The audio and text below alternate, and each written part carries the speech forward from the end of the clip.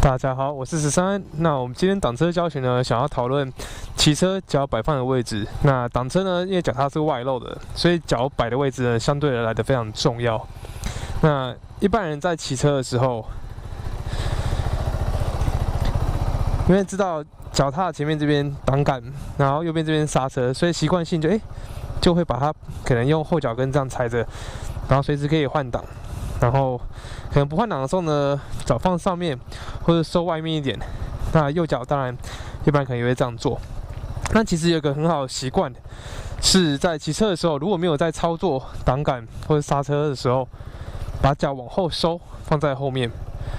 那我现在这个呢，都只是建议。如果你自己觉得你这样骑，你觉得很憋，你不舒服，那当然是选择你觉得最舒服的骑乘方式。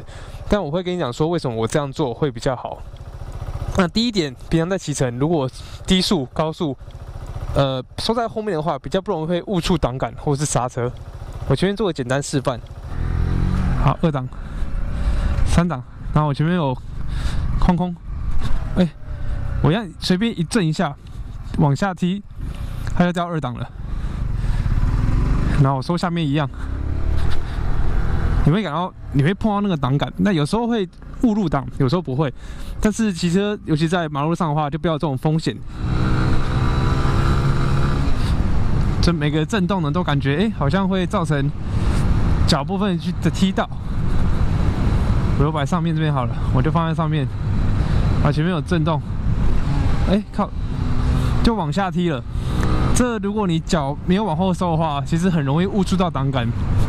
那后刹车也是一样。所以好习惯的话，就是换完挡之后就往后收。那别人说这样子在切换的时候会不会来不及、不安全？其实这是一个很直觉的反应，马上踩，马上收，好，或是停车放下来。那一旦成为习惯之后呢，我这没有安全性的问题。那有时候我在骑车的时候，你会看到，我也是一直摆在下面这边，然后是不是没有往后收？那通常那个情况下，是因为我知道我等一下要换挡了，所以随时在有准备。但如果其实你今天没有要换挡的准备的话，你就直接往后。好，那往后收呢，其实也有分你要怎么去踩。那像我这边，我是用英文叫 ball of the foot， 就是脚掌这边去踩我的脚踏。那用脚趾的话呢，这样比较不好使力。那说到使力的话，其实脚踏使力点是非常重要。比如说我现在骑车，我一样不用脚踏，我不踩，一样可以转向。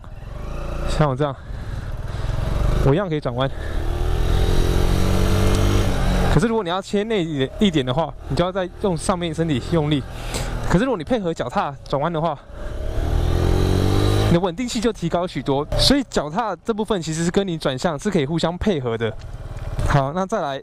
如果你今天转弯，我不要说是外面刹弯，就只是平常可能停车场这样回转好了。那你可能倾角比较低一点。那如果你磨到脚的话，你不要沾沾自喜，你不是因为你倾角很低然后磨到脚，你所以你脚摆放的位置不好，所以才会磨到脚。那我现在因为本身已经习惯，只要是转弯的时候，我就会往后收，然后直接这样转。好，那像这台 G25脚踏比较高的车种，也许你这样子往外摆，你觉得还好，没有磨到脚踏啊。可是如果你骑的是 MSX 的话，那一定磨得到。那不然就是你倾角在低一点的时候，对啊，这样就 K 到，真的磨到了。那我是比较夸张往外摆啦。那其实你在刹弯的时候，如果你也一样摆这样子，比挡杆出来一点，这样子而已，其实你就容易磨到了。那在赛道上，当然也是一样应用这样的技巧。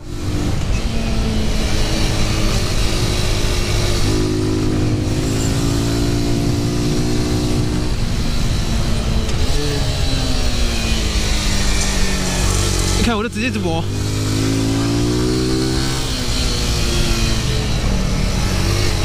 当然，这也是比较夸张的示范啊。好了，我们回到停车场。但是其实也不是说一定要赛道上才要这样骑，路上平常这样骑都是个非常好的习惯。那右边刹车当然位置也是一样。那如果你只是磨到呢，可能自己吓到，然后不小心那时候可能不好的话失控嘛。那 OK 的话就磨到，然后自己吓到一下。但是如果你今天又脚磨太多，然后被勾到往后拉过去的话，哇，那就真的很危险了。那脚踏往后收呢，其实还有不同的方式。你看我虽然都是以脚掌踩的脚踏，如果我今天是要刹弯的话，我如果只收后面，然后贴紧车子的话，其实我不好使力。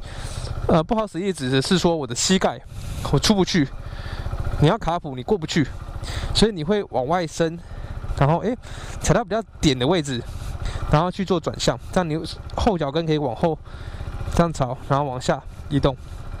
那相对的，你在踩这个点的时候呢，你车子也比较好施力。